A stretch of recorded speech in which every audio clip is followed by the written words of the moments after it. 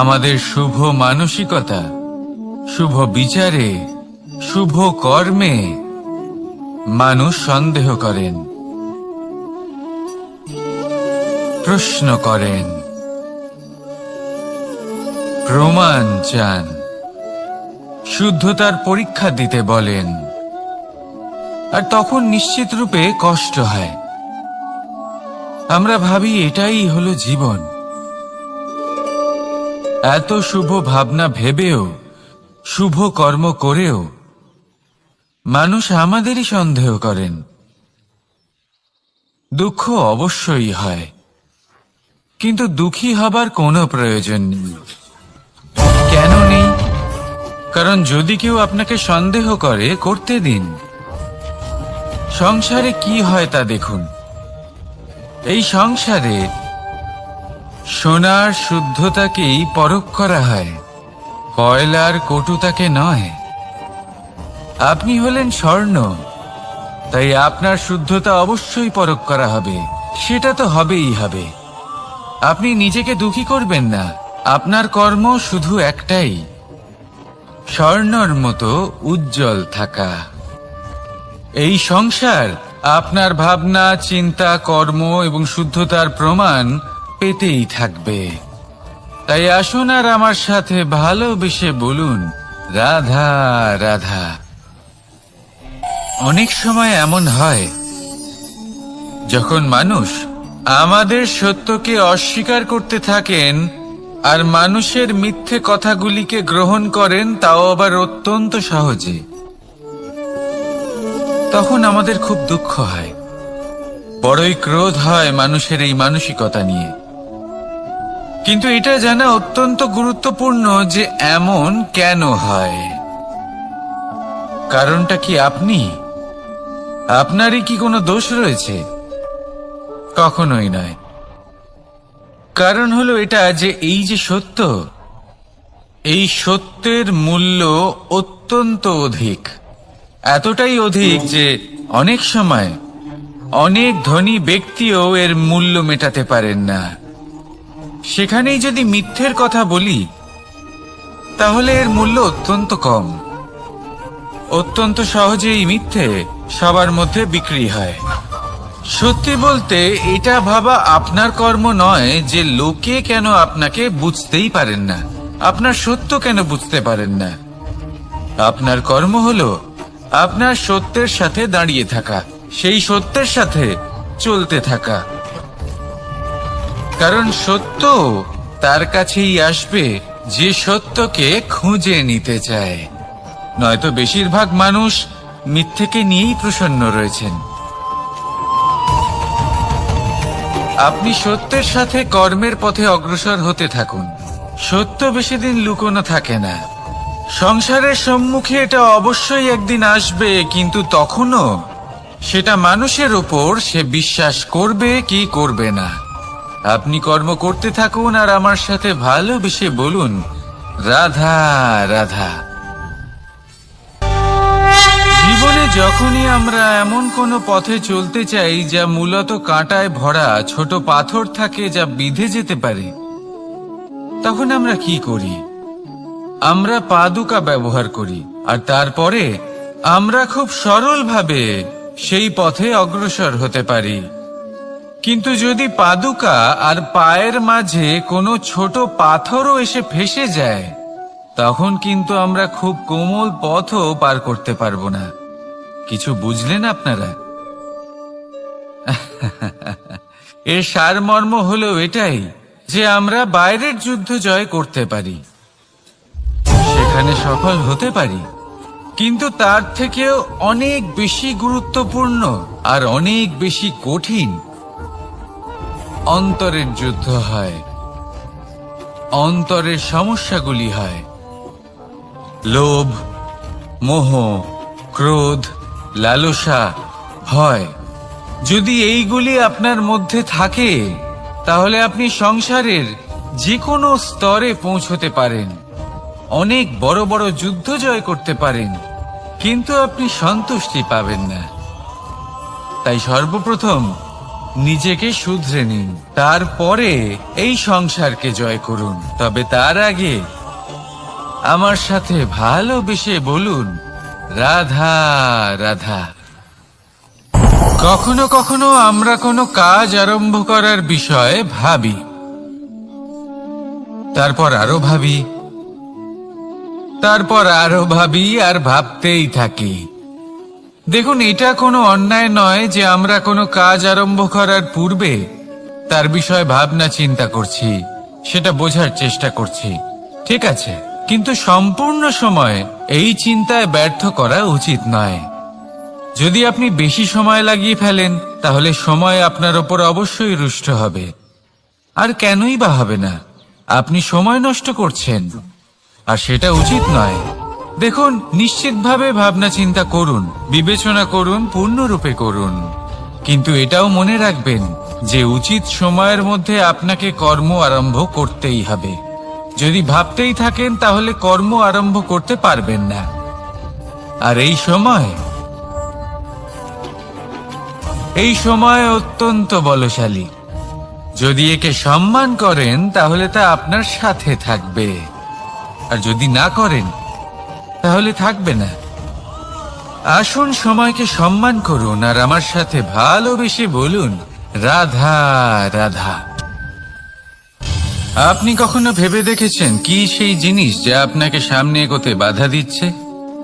ধরুন আপনি কোনো পথ দিয়ে যাচ্ছেন, পা মুচকে গেলে তা আপনাকে সামনে এগোতে বাধা দেয়। সেইভাবেই জীবনে ক্ষুদ্র চিন্তা আপনাকে সামনে এগোতে বাধা দেয়। দেখুন, যদি কোনো চাক থাকে যার মধ্যে ফাটল রয়েছে, তা আপনাকে ভালো মাটির পাত্র বানাতে দেবে না। ঠিক সেইভাবেই কাউকে ঈর্ষা করলে তা আপনাকে মহান হতে দেবে না। আমি উচ্চস্তরীয় আরো নিচুতে রয়েছে, এই ভাবনা কখনোই আপনাকে উচ্চ স্তরে পৌঁছতে দেবে না। মন থেকে সকল বিকার, ঈর্ষা, মোহ, লোভ, লালসা এই সব ত্যাগ করুন। চিন্তা ভাবনাকে বড় করে তুলুন, ধন্যাত্মক বোধ জাগিয়ে তুলুন, আর সম্পূর্ণ সমর্পিত হয়ে কর্ম করুন। মহানুভবতা আর সাফল্য এই দুই আপনার পদানত হয়ে থাকবে। তাহলে আসুন আর আমার সাথে ভালোবেসে বলুন, রাধা রাধা। খুব বড় একটা প্রশ্ন করতে চলেছি, এই সংসারের সব থেকে বেশি সুখী কে? এবার কেউ বলবে সেই ব্যক্তি যিনি সব থেকে বেশি ধনী, যার কাছে সব থেকে বেশি ধন আছে, আভূষণ আছে, স্বর্ণ আছে।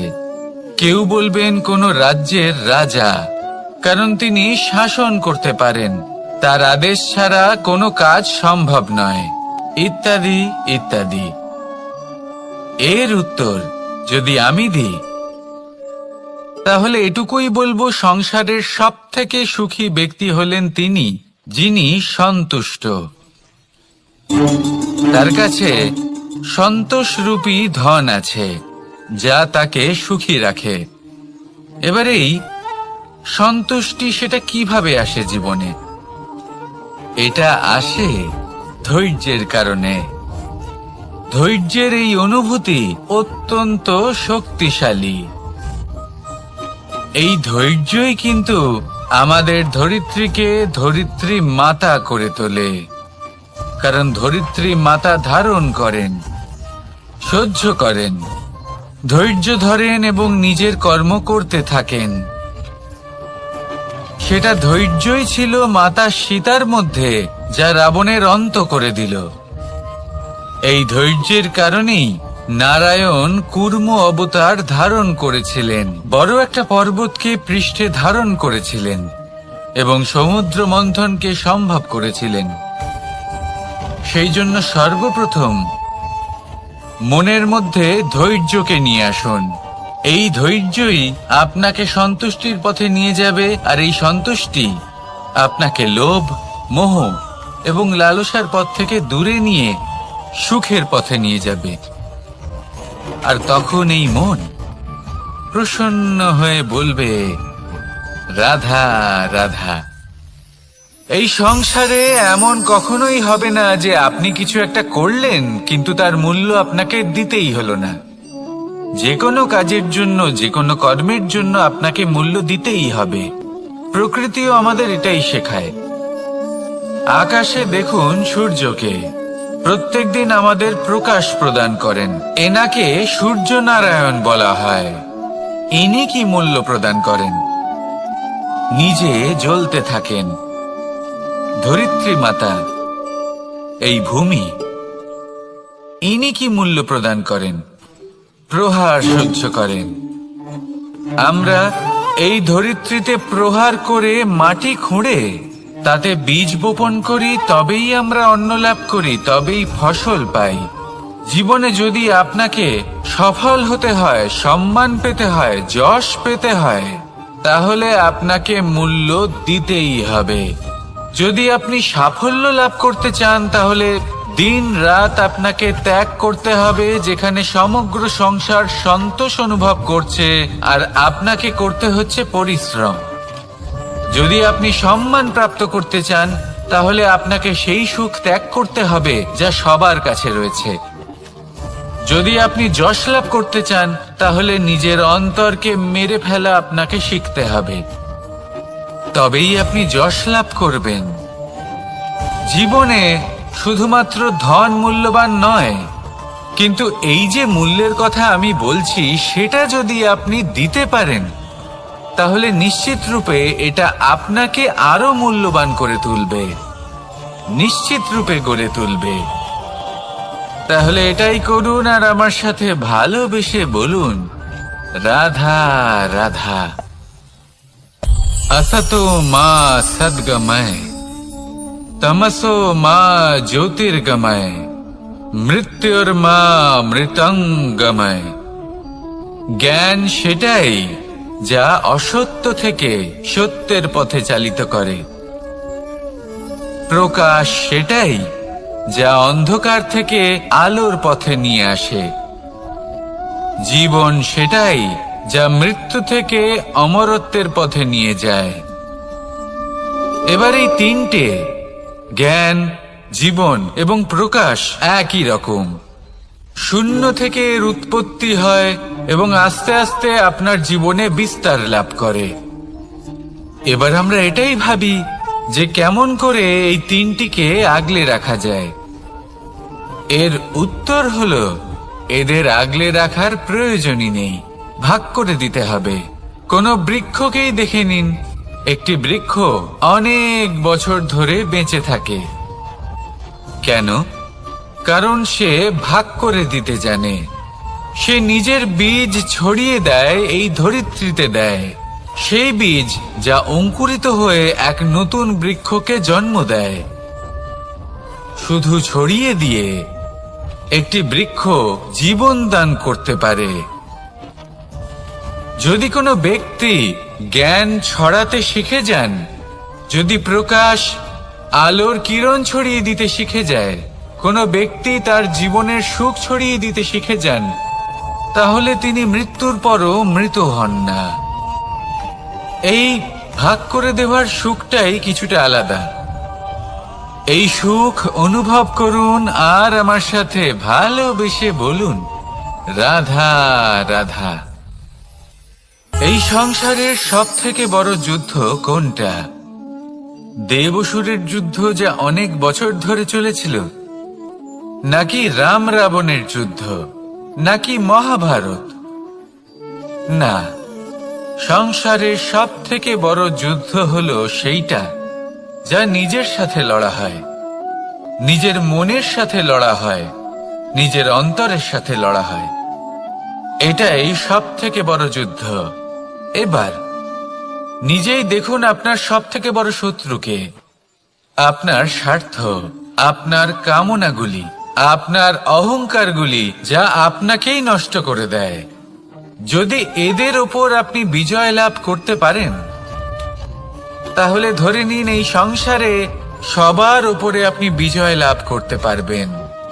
এই সংসারে কেউ আপনাকে পরাজিত করতে পারবে না, কিন্তু তার জন্য প্রয়োজন অনুভূতির। অনুভূতি ভালোবাসার, অনুভূতি অনুপ্রেরণার। যে ব্যক্তি ভালোবাসতে পারেন এবং প্রেরণা দিতে পারেন তিনি চিরকাল জয়লাভ করতে পারেন। নিজের কাছে ভালোবাসার এক অস্ত্র রাখুন আর প্রেরণার এক ঢাল। জীবনে কেউ আপনাকে পরাজিত করতে পারবে না। আসুন আর আমার সাথে ভালোবেসে বলুন, রাধা রাধা। মানুষ চিরকাল বড় মানুষ হয়ে উঠতে চায়, সবসময় সেই নিয়ে কল্পনা করে। কিন্তু প্রশ্ন হলো এটাই যে মানুষ বড় কখন হতে পারে? যখন সে ধনী হয়ে ওঠে, নাকি যখন তার কাছে সম্মান থাকে, নাকি যখন রূপবান হয় বা অধিক শক্তিশালী হয়? মানুষ বড় মানুষ তখনই হতে পারে যখন বিপদের সময় সে অন্য কোনো মানুষের পাশে এসে দাঁড়ায়। তাই সর্বপ্রথম এটা শিখুন। হয়তো এই জন্যই হনুমান শ্রীরামের কাছে এতটা বড়, আর হয়তো এই জন্যই বলরাম দাদা আমার কাছে এত বড়। যদি আপনিও জীবনে বড় হয়ে উঠতে চান, তাহলে কারোর সাথে তার দুঃখের সময়, তার সংকটের সময় তাকে সঙ্গ দিন আর পাশে এসে দাঁড়ান। এই মন প্রসন্ন হয়ে বলবে, রাধা রাধা। জীবনে সবথেকে বেশি গুরুত্বপূর্ণ বস্তু কি? বাড়ি, বাহন, সোনা, ধন? যদি আমি সত্যি বলি তাহলে জীবনে সবথেকে বেশি গুরুত্বপূর্ণ বস্তু কোনো বস্তুই নয়। যদি কিছু গুরুত্বপূর্ণ থাকে তাহলে তা হলো অনুভূতি, করুণা, মিত্রতা, মাতৃত্ব, বাৎসল্য, আর সব থেকে বেশি গুরুত্বপূর্ণ ভালোবাসা। নিজেদের এই জীবনে যদি আপনি শুধুমাত্র বস্তুর খেলাতে মেতে থাকেন তাহলে জীবনে আনন্দ কখনোই থাকবে না। নিজের এই জীবনকে অনুভূতির পীঠস্থান বানিয়ে তুলুন। এই মন প্রসন্ন হয়ে বলবে, রাধা রাধা। যখনই কোনো ঘূর্ণিঝড় আসে, কোনো প্রলয়ে আসে, তখন দেখবেন তা কত বৃহৎ প্রভাব ফেলে, কত বড় বিনাশ ঘটায়, বিধ্বংস সৃষ্টি করে। যখন বন্যা আসে তখন কত গভীর প্রভাব ফেলে, কত সর্বনাশ ঘটায়। নদীর পাড়ও ভেঙে বয়ে নিয়ে যায়। সেখানে কোনো গাছকে দেখুন, শান্তভাবে দাঁড়িয়ে থাকে, চুপ করে, আর নিজের কাজ করে, ছায়া প্রদান করে, ফল প্রদান করে, কোনো শব্দ না করেই নীরবে কর্ম করে। যদি নদীর কথা বলি, নদী যখন বয়ে চলে খেতে জল প্রদান করে, বনস্পতিদের প্রাণ প্রদান করে, আমাদের পানীয় জল দেয়। এত মহান কাজ করে কোনো শব্দ না করে, নীরবতার সাথে। এ হলো এক শিক্ষা যে এই সংসারে যারাই মহান কর্ম করেন তারাই নীরব থেকে সেই কর্ম করতে থাকেন, কারণ ওনারা জানেন যে গুরুত্বপূর্ণ প্রচার নয় বরং কর্ম। আর যারা রুদ্রের সাথে থাকেন, কোলাহল করেন, তারা শুধুমাত্র ধ্বংসই করেন। এবার আপনি মৌন থেকে শুধুমাত্র কর্ম করে মহান হতে চান, নাকি রুদ্রের সাথে থেকে বিধ্বংস ঘটাতে চান? সিদ্ধান্ত আপনারই। আসুন আর আমার সাথে ভালোবেসে বলুন, রাধা রাধা। আপনি জীবনে কি হবেন সেটা আপনার পরিশ্রম, আপনার নিরন্তর প্রয়াস আর আপনার নির্বাচিত দিশার উপর নির্ভর করে না। এটা নির্ভর করে আপনার সঙ্গতির উপরেও। এই সঙ্গতি যা হলো অত্যন্ত গুরুত্বপূর্ণ। প্রকৃতিও আমাদের এটাই শেখায় বিভিন্ন উদাহরণ দিয়ে। যদি আপনাকে একটা উদাহরণ দিই, কখনো বাতাসের প্রবাহ লক্ষ্য করবেন। এই বাতাসের প্রবাহ যখন কোনো পুষ্পকে স্পর্শ করে সেও সুগন্ধে পরিপূর্ণ হয়ে যায়। এই বাতাসের প্রবাহ যখন কোনো নালীর উপর দিয়ে প্রবাহিত হয় তখন সেও সুগন্ধহীন হয়ে যায়। এ সঙ্গতির প্রভাব যা মানুষকে কোথা থেকে কোথায় নিয়ে যেতে পারে আপনি জানতেও পারবেন না। এ হলো সঙ্গতির প্রভাব, যেখানে চানার সাথে গুড়ও মিশে যেতে পারে। এ হলো সঙ্গতিরই প্রভাব, যেখানে একটা সাধারণ পাথর স্বর্ণের সাথে মিশে গিয়ে একটা রত্নে পরিণত হতে পারে। তাই এই সঙ্গতির বিষয়ে বিশেষ খেয়াল রাখবেন। আপনি কার সাথে মিশছেন, কি বলছেন, কি শিখছেন, আপনার অস্তিত্বের উপর তাদের কি প্রভাব পড়ছে সব লক্ষ্য করবেন। আর আমার সাথে ভালোবেসে বলবেন, রাধা রাধা। কর্ম এবং ফল। মানুষের স্বভাব হলো এটাই যে তিনি নিজের প্রত্যেক পরিশ্রমের প্রতিফল প্রার্থনা করেন। বেশিরভাগ সময় এই ফলাফলের চিন্তা করতে করতে, কল্পনা করতে করতে উনি কর্ম করতে থাকেন যে আমি এই কাজটা করলে এই ফল পাবো। সেই সব কল্পনা করতে থাকেন যা না তার হাতে আছে, না আছে অধিকার, আর না আছে নিয়ন্ত্রণ। উনি শুধু নিজের কর্ম করতে পারেন। উনি কি ফল পাবেন তা তার হাতে কখনোই নেই। তাই আপনিও শুধুমাত্র কর্ম করতে থাকুন, ফলের চিন্তা করবেন না। মনে রাখবেন, শিকড় এবং শাখা যেভাবে একে অপরের সাথে জড়িয়ে, সেইভাবেই একে অপরের সাথে জড়িয়ে কর্ম এবং ফল। যেরকম কর্ম আপনি করবেন সেরকম ফল আপনি অবশ্যই পাবেন। তাই এই ফলের আশায় কর্মের সময় কখনোই নষ্ট করবেন না, কারণ যে ব্যক্তি সময় নষ্ট করেন সময় সেই ব্যক্তিকে অবশ্যই নষ্ট করে দেয়। কর্ম করুন নিঃস্বার্থভাবে, ফলের চিন্তা করবেন না। আর আমার সাথে ভালোবেসে বলুন, রাধা রাধা। কর্ম এবং ফল। দেখতে গেলে এই সমস্ত ব্রহ্মাণ্ড এই দুইয়ের মাঝেই স্থির হয়ে আছে।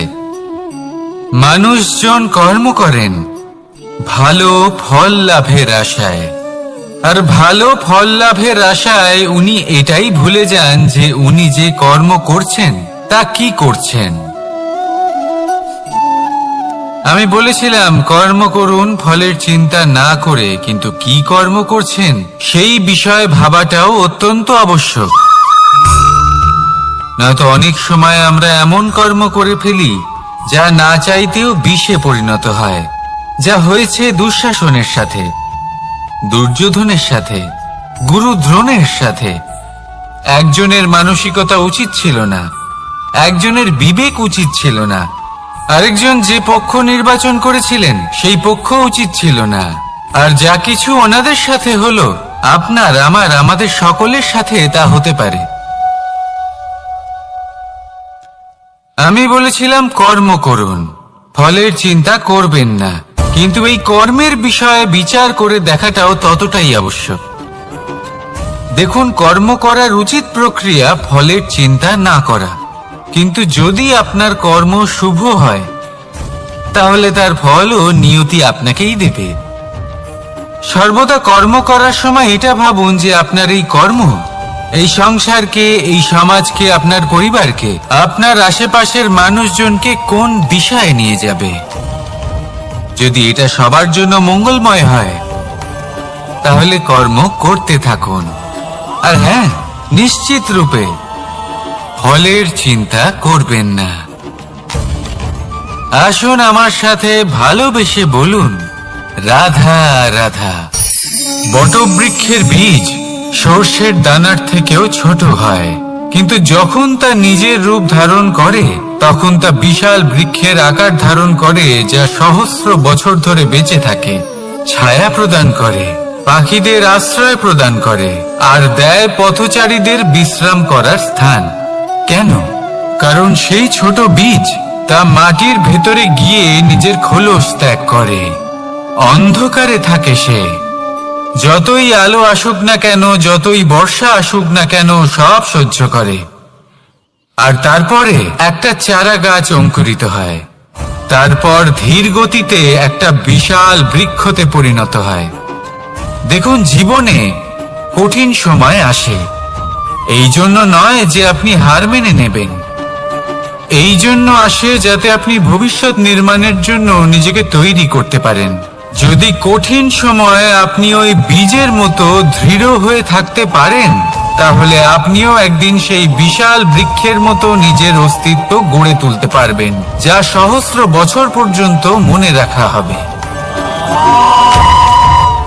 আসুন আমার সাথে ভালোবেসে বলুন, রাধা রাধা। এই ব্রহ্মাণ্ড কত বৃহৎ, তাই না? যার সম্মুখে এই পৃথিবীকেও একটা বিন্দুর মতো মনে হয়।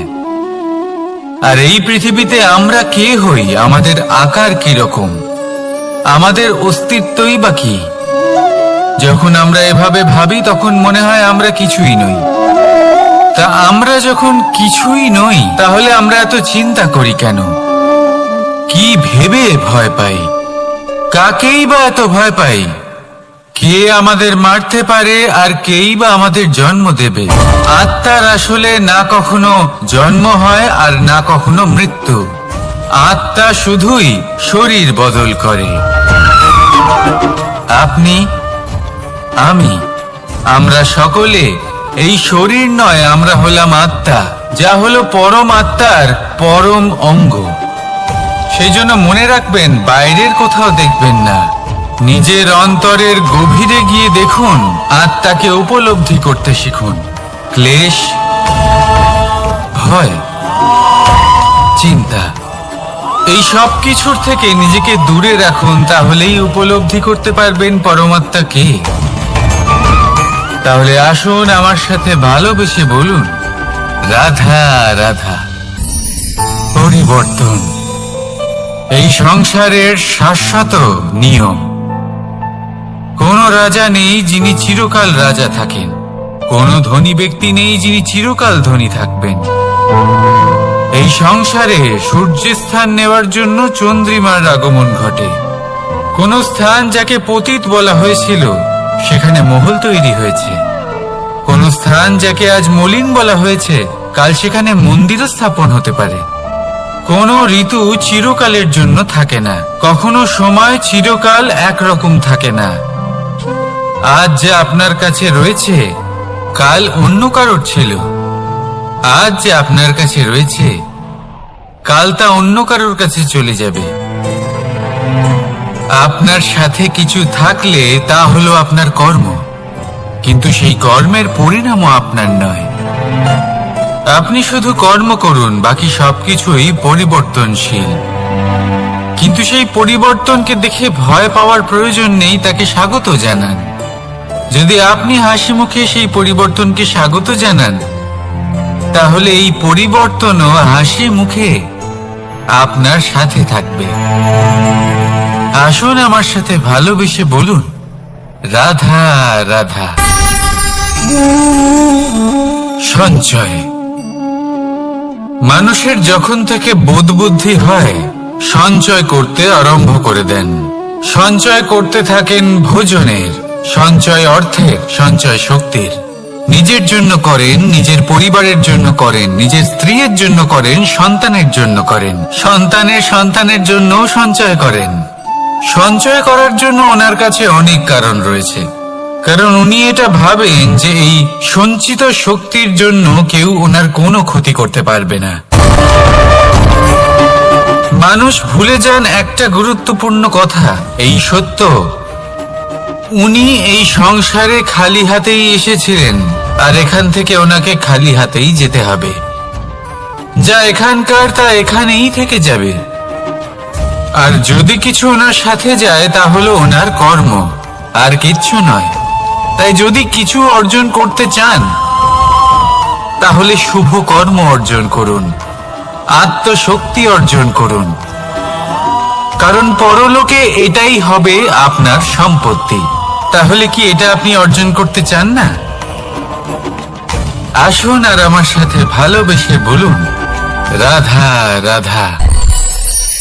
সদিচ্ছা।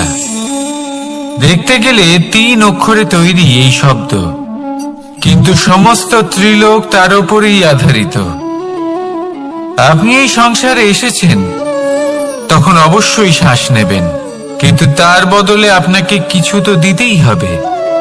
আপনার উপর নির্ভর করছে আপনি কি দেবেন। কি দেবেন এই সংসারকে, এই সমাজকে, নিজের পরিবারকে, আর তার বদলে কি নেবেন? যশ নাকি অপযশ? দেখুন, এক ছিল রাবণ, যে কিনা সমুদ্র পার করল সীতাকে অপহরণ করার জন্য, আর এক ছিলেন রামচন্দ্র, যিনি সমুদ্র পার করেছিলেন, সেতু বানিয়ে গিয়েছিলেন সীতাকে ফিরিয়ে নিয়ে আসার জন্য। দুজনেই সমুদ্র পার করেছিলেন, শুধু পার্থক্য ছিল সদিচ্ছাকে বোঝার লক্ষ্যের। অনেক মানুষের যাত্রা একরকম হতেই পারে, কিন্তু আনন্দ তখনই লাভ করবেন যখন লক্ষ্য শুভ হবে, মহান হবে। এই লক্ষ্য দিয়ে এই সংসারের কল্যাণ হবে এবং মানুষের সম্মান হবে। যদি আপনার সংকল্প উচিত হয়, তাহলে আপনার লক্ষ্য উচিতই হবে, নয়তো শুধুমাত্র বিনাশ হবে। আর উচিত এটাই হবে যে বিনাশের হাত থেকে যেন নিজেকে বাঁচানো যায়, কি বলেন? তাই জীবনে যে লক্ষ্য স্থির করছেন, মনে রাখবেন তা যেন শুভ লক্ষ্য হয়। যদি এরকম হয়, তাহলে আপনার যাত্রা, আপনার জীবন দুটোই শুভময় হবে। আসুন আর আমার সাথে ভালোবেসে বলুন, রাধা রাধা। সুরক্ষা। এই সুরক্ষা আসলে কি? এটা কি কোনো কবচ, নাকি কোনো সীমা? এই সুরক্ষা আসলে অন্য কিছু। আমাদের মাতা পিতা, আমাদের প্রিয়জন, আমাদের বন্ধু, এই সমাজ, আমাদের শুভাকাঙ্ক্ষী, আমাদের আত্মীয়, এনারা সবাই আমাদের জীবনে কোনো না কোনো ভাবে সুরক্ষা দিয়ে থাকেন, একটা কবচ দিয়ে থাকেন কোনো না কোনো রূপে। কিন্তু দেখতে গেলে আমাদের পরাক্রমের পথে, আমাদের বীরত্বের পথে, আমাদের সাহসের পথে এই সুরক্ষাই সব থেকে বড় বাধা হয়ে দাঁড়ায়। একবার ভেবে দেখুন, যদি আপনি কোনো সুরক্ষাই না পান, বা যদি আপনি এই সুরক্ষা ভেঙে বাইরে আসতে পারেন, তাহলে আপনার বীরত্ব চরম সীমায় পৌঁছে যায়। কেন? কারণ তখন আপনি জানেন যে এই সংসারের সম্মুখীন আমাদের নিজেদেরই হতে হবে। আপনি বুঝে যান যে শত্রুর সম্মুখীন এবার নিজের বলের দ্বারা, নিজের পরাক্রমের দ্বারা, নিজের সাহসের দ্বারা করতে হবে। আর তখন আমাদের মনের মধ্যে এই শক্তি জাগ্রত হয়। এই শক্তি অন্তরেই বসবাস করে, শুধু এটা চিনে নিতে হবে, একে জাগ্রত করতে হবে। আর এটা সুরক্ষা ভেঙে যাওয়ার পরেই সম্ভব হয়। আর যারা নিজের শক্তি সম্পর্কে জানেন, যিনি নিজেই জানেন তিনি কতটা শক্তিশালী, তিনি নিজেই নিজের সুরক্ষা কবচ চিরকালের মতো ভেঙে ফেলে দেন, ঠিক কর্ণের মতো। আর তারপরে দেখুন, আপনার পরাজয় হোক বা বিজয়ী হোক না কেন, সেটাই অনেক বড় হয়, সেটাই প্রশস্ত হয়ে থাকে। সেই জন্য ত্যাগ করুন নিজের ভয়কে, নিজের আশেপাশের এই সুরক্ষা চক্রকে ভেঙে ফেলুন, আর সম্মুখীন হন এই সংসারের নিজের শত্রু সম্মুখীন হন। পরাক্রমের এই অঙ্কুর, তা অঙ্কুরিত হওয়ার জন্য বীজের উপরের এই কবচ, এটা ভেঙে যাওয়া অতি আবশ্যক। আসুন আমার সাথে ভালোবেসে বলুন, রাধা রাধা। যখন আমরা হাঁটতে থাকি আর আমাদের পায়ে কাঁটা বিঁধে যায়, তখন মুখ দিয়ে আহ বেরিয়ে আসে, কান্না চলে আসে, আর অনেক সময় অভিশাপও বেরিয়ে আসে। কিন্তু আমরা কি কখনো এটা এইভাবে দেখেছি, এইভাবে ভেবেছি যে আমরা যে পথে চলেছি সেই পথে কাঁটা বিঁধেছে, নাকি আমরা সেই পথ নির্বাচন করেছি যাতে শুধুই কাঁটা রয়েছে? নাকি আমরা এভাবে ভেবে দেখেছি যে এই কাঁটা আমাদের কষ্ট দিতে এসেছে, নাকি এটা আমরাই বিছিয়ে রেখেছিলাম? সাবধান থাকা উচিত ছিল, কারণ কাঁটা বিঁধলে যন্ত্রণা হবে, চিৎকার করে ফেলতে পারি, মুখ থেকে অভিশাপও বেরিয়ে আসতে পারে। কিন্তু এই অভিশাপ শুধুমাত্র আমাদের তরফ থেকে অভিশাপ হয়, সামনের ব্যক্তিটির ওপরও নির্ভর করে। এবার সেই ব্যক্তি যদি এমন হয় যে ফুল আর কাঁটা এই দুই সমানভাবে গ্রহণ করতে পারে, তার কাছে অভিশাপও বরদানে পরিণত হয়। শেষ পর্যন্ত ব্যাপারটা দাঁড়ায় ভাবনা, চিন্তা, দৃষ্টিভঙ্গির ওপর। কারণ আপনার এই ভাবনাই সত্যি হয়ে সামনে আসে। সেই জন্য এই ভাবনা, চিন্তা, মানসিকতাকে গুরুত্ব সহকারে দেখবেন। এই বিবেচনা নিয়ে বিবেচনা করতে শিখুন। আমার কথার অর্থ হলো যে জীবনে যখন এরকম কিছু একটা ঘটবে, তখন ভেবে দেখুন যে এরকম কেন হলো। আপনি কি এমন কোনো কর্ম করেছিলেন যার কর্মফল এটা? এমন কোনো কাজ যা অনুচিত ছিল, অসত্য ছিল, যা অভদ্রতার কারণ ছিল? ভেবে দেখা প্রয়োজন। দেখুন, ইচ্ছে হলো আপনার যে আপনি কি করতে চান, ভাবনা আপনার, সত্য আপনার, জীবন আপনার, সিদ্ধান্ত আপনার। আসুন আর আমার সাথে ভালোবেসে বলুন, রাধা রাধা। সময়। এই সময় আসলে কি? এই সময় একটা সরল রেখা তো কখনোই নয়। সময় হলো একটা চক্র, যেখানে এর আদি সেখানেই হলো এর অন্ত, আর যেখানে তা শেষ হয় সেখান থেকেই তার শুরু হয়। এই সময় একটা অত্যন্ত বিচিত্র চিন্তা, বিচিত্র ভাবনা, একটা বিচিত্র বস্তু যা কেউ বুঝতে পারেন না। এই সময়ের লীলা, এর কোনো প্রমাণ নেই, কোনো জ্ঞান নেই, কোনো পরিমাপ নেই। শুধু এটুকু আমরা জানতে পারি, যেখানে শেষ হবে সেখান থেকে একটা নতুন সূচনাও হবে। যা আজ আপনার কাছে আছে, কাল অন্য কারোর কাছে যাবে, তারপরে তার কাছ থেকেও অন্য কারোর কাছে যাবে, তারপরে তার থেকেও ছিনিয়ে নেওয়া হবে।